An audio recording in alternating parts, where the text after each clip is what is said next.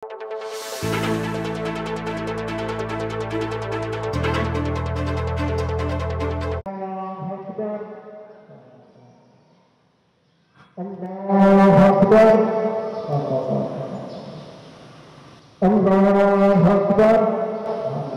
11 na niyang megumpisayang meto nga bulan na pamag-ayuno ang pampamangadira ng kapatadtamong Muslim.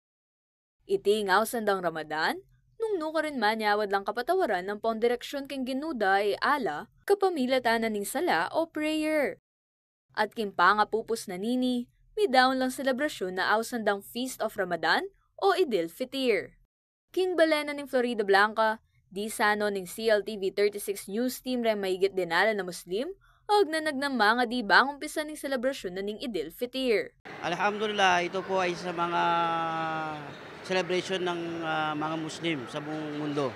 At ito ay tinatawag na Idil Fitr.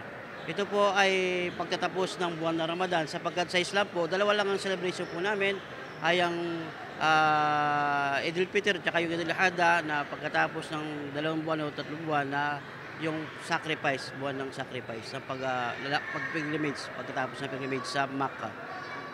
Agpangking presidente na ning Office of the Muslim Affairs ning Florida Blanca ay Mansour Tiksay, pamisan meto nga pong kapayapan ng peka pangadira. Kaya yung lagi namin panalangin na maging mabuti at tayo ay magkakaisa, Muslim man, hindi Muslim, ay magkakaisa sa tungo sa kapayapaan. Kasi ang Islam ay ibig sabihin ay peace, kapayapaan. Yan po ang pinakalayunin namin na ang ating lugar ay magiging mapayapa at ang mga tao ay maging mapayapa at mapalapit sa nag-iisang tagapagligaya.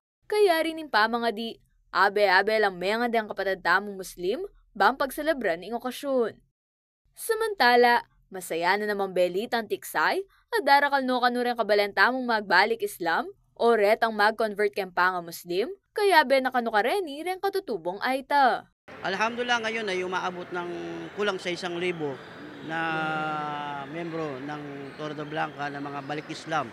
Kasama na po yung mga aita na mga Muslim, marami na rin. At dito sa iba-ibang mga lugar ng bayan ng Florida Blanca, Pampanga. Kaya be JM De Jesus, ako po yung kakayong Talasuyo, Arlen Salonga, ating pusong makabalen.